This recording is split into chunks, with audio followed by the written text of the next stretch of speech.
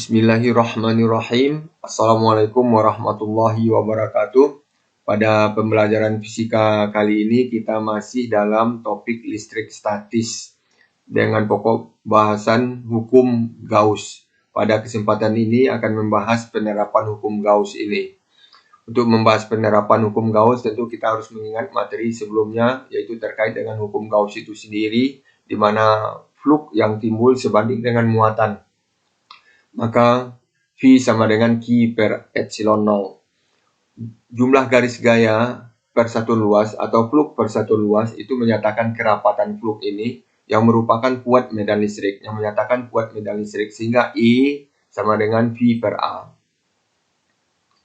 Penerapan hukum Gauss itu untuk menentukan kuat medan listrik.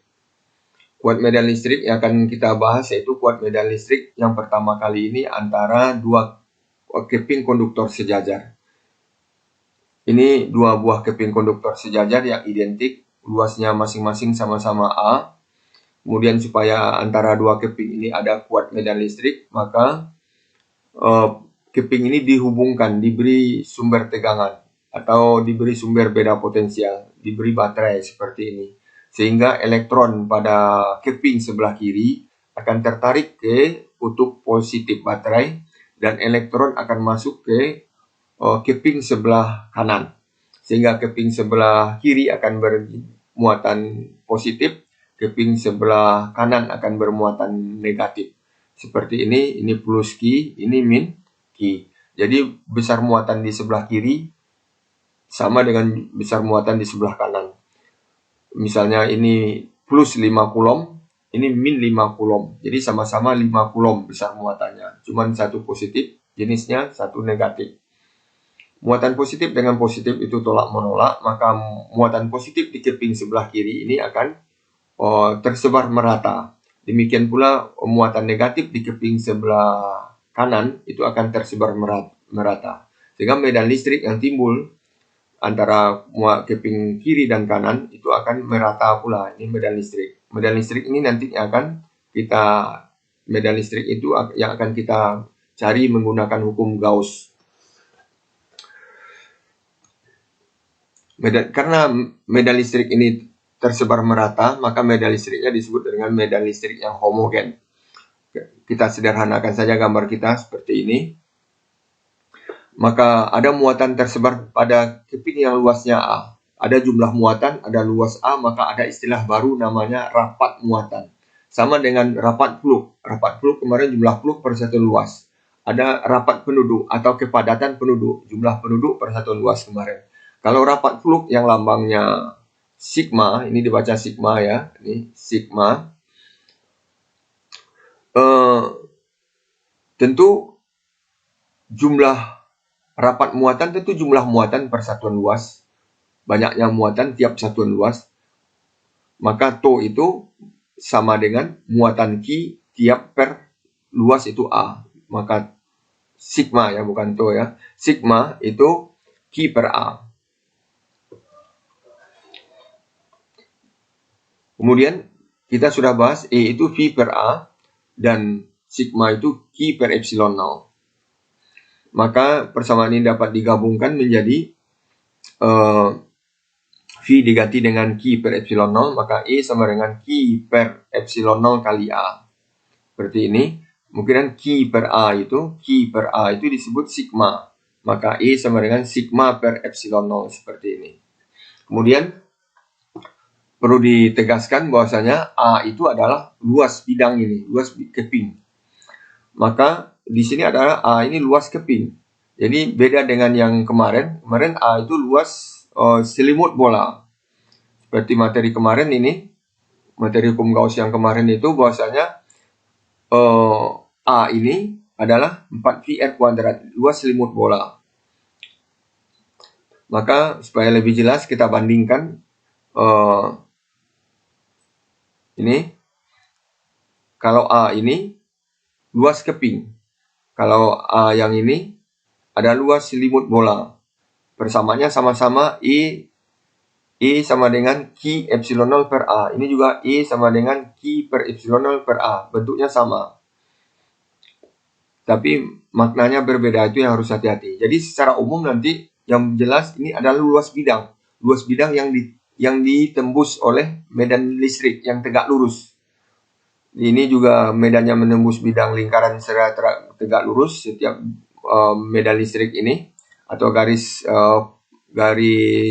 gaya ini, garis medan listrik ini menembus bidang tegak lurus ini sama-sama. Jadi ini dapat diambil definisi umum, yaitu A itu adalah luas bidang yang ditembus oleh garis medan secara tegak lurus atau oleh medan listrik secara tegak lurus. Jadi tidak hanya luas selimut bola aja, luas permukaan bola saja.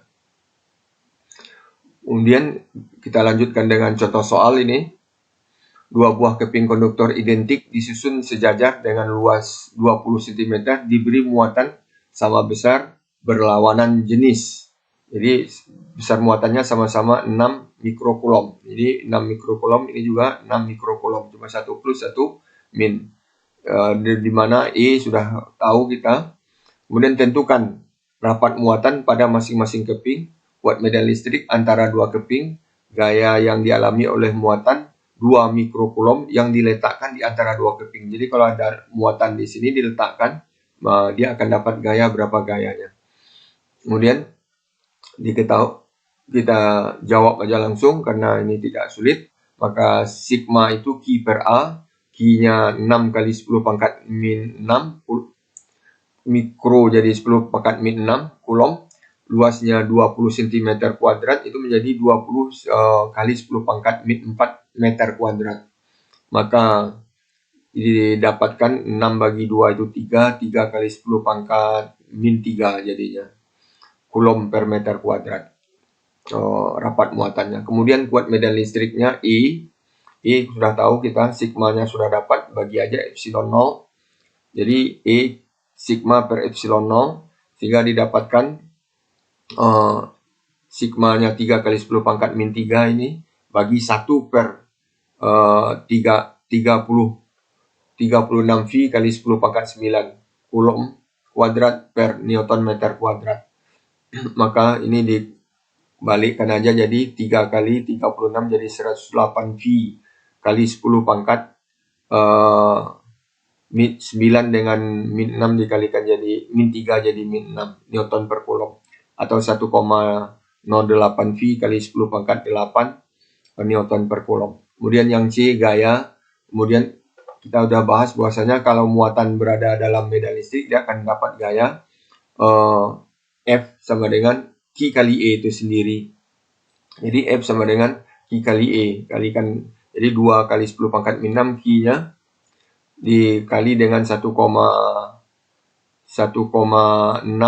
V kali 10 pangkat 8 ini V ini newton per kulom. Jadi dapat 216 V newton. Kulomnya habis ini. Kemudian kita lanjutkan dengan pembahasan penerapan hukum Gauss untuk bola konduktor yang B-nya. Jadi sama dengan yang tadi yang harus dipahami. Kemudian bola konduktor berongga bermuatan Q. Jadi ini diberi muatan. Kalau ada dua muatan, ada dalam bola yang akan kita bahas, kemudian pada kulit bola, kemudian di luar bola. Kuat medan listrik yang akan kita hitung, akan kita cari besarnya. Kemudian kalau ada dua muatan yang ada di bola ini, maka dua muatan itu akan tersebar merata. Maka dia akan saling berjauhan. Kalau 4 tentu kiri kanan dan atas bawah. Kalau 3 ya tersebar bagi 3 dan seterusnya.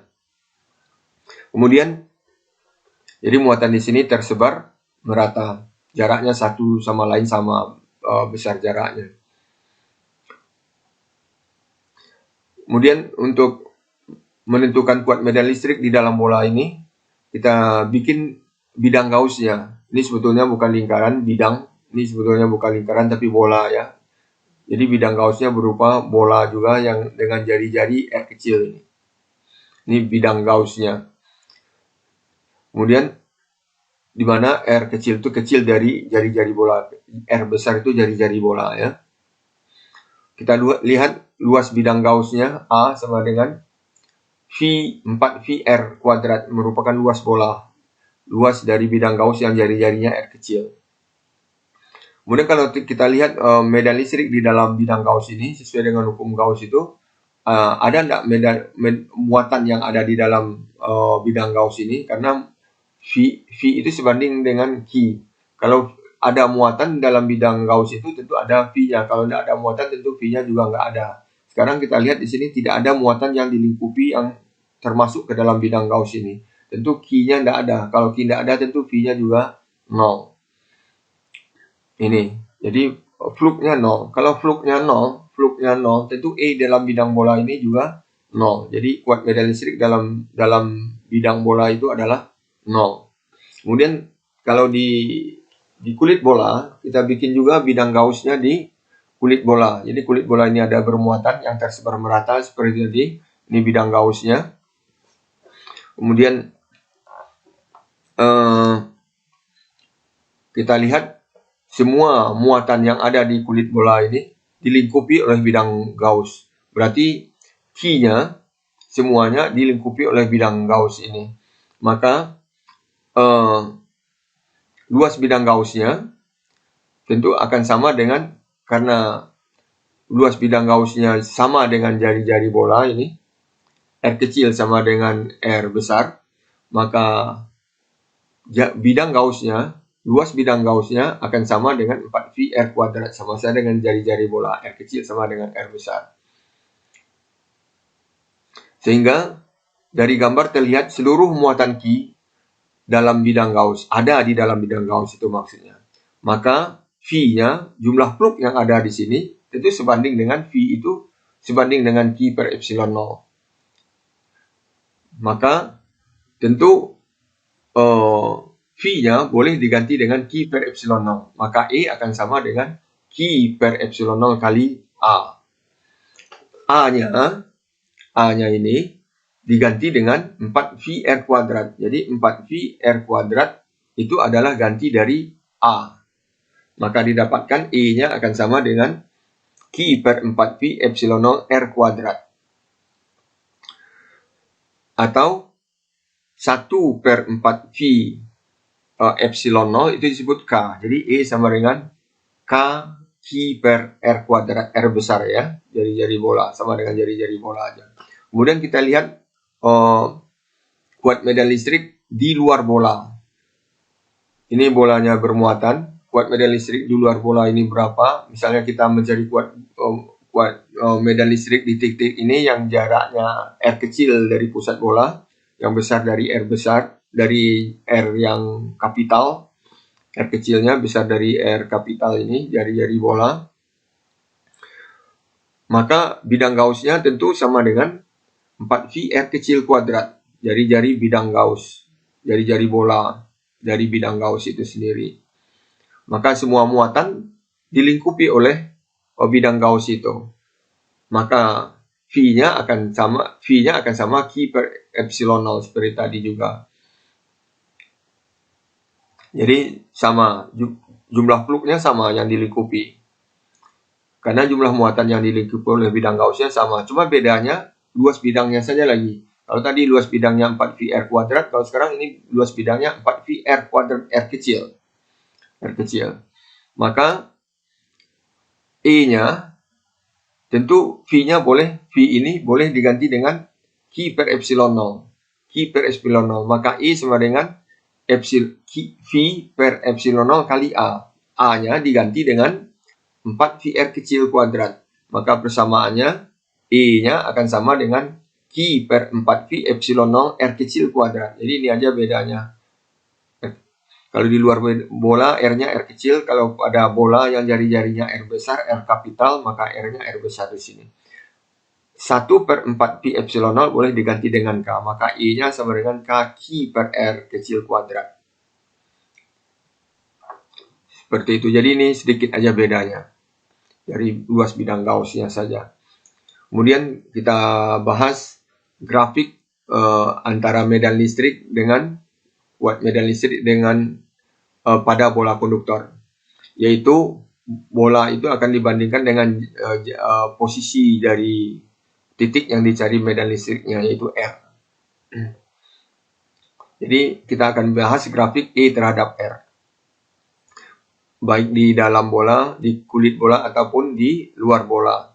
Tadi sudah didapatkan E dalam bola itu 0, E dalam kulit bola itu, di kulit bola itu kaki per R kapital kuadrat, dan kuat medan listrik di luar kulit bola yang berjarak R kecil dari pusat bola, misalnya kuat medan listrik di titik ini atau di luarnya, maka E sama dengan kaki per jarak titik itu ke pusat bola, yaitu R kecil. Jarak titik yang mau dicari kuat medan listriknya di sini misalnya ke pusat bola, yaitu jaraknya R kecil, maka R kecil kuadrat.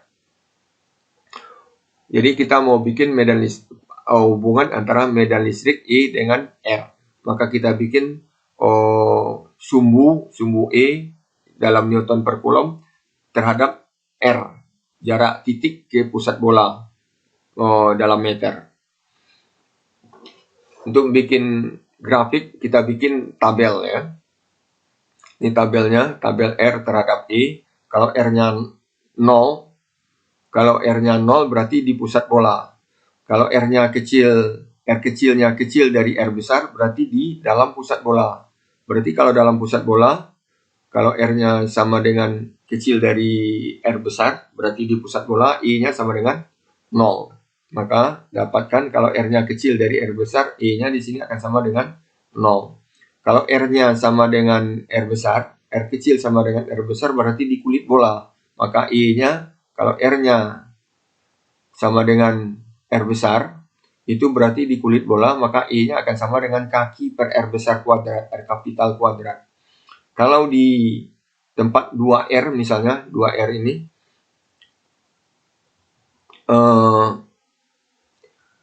ini 2R, oh ya, kalau R akan dapat E-nya kaki per R kuadrat, maka dapat suatu titik di sini. Kemudian kalau 2R, ini 2R, maka akan didapatkan E-nya itu E-nya kaki per R kecil kuadrat. R-nya 2R. Berarti ini 2. 2R dikuadratkan akan menjadi 4R kuadrat. Maka dapat E-nya 4R besar kuadratnya, R kapital kuadrat. Maka dapat R-nya, E-nya 1/4 kaki per R besar kuadrat. Kalau R-nya tak hingga, bilangan bagi tak hingga tentu akan sama dengan 0. Jadi, kalau kita lihat ulang lagi sekilas, kalau R-nya sama dengan kecil dari R besar, maka E-nya 0, maka didapatkan grafiknya dari pusat bola ke R besar itu sama dengan 0. Ini grafiknya. Kalau E-nya sama dengan kaki per R kapital kuadrat tadi, maka dapat posisinya di sini nanti, posisi grafiknya. Kalau 2R jadi 1/4 kaki per R kuadrat tadi, maka dapat grafiknya di sini. Dan seterusnya, kalau tak hingga R-nya tak hingga, maka 0. Untuk bikin grafik itu, R sama dengan tak hingga kan tidak mungkin, maka kita bikin garis sejajar aja di sini, yang menyatakan 2 buah garis sejajar, garis merah sejajar dengan sumbu R, maka 2 buah garis sejajar, 2 buah garis yang tidak berpotongan, atau 2 buah garis yang berpotongan di tempat tak hingga. Itu artinya. Maka akan didapatkan grafiknya melengkung. Jadi bukan garis lurus karena bukan persamaan linear, ini persamaan kuadrat.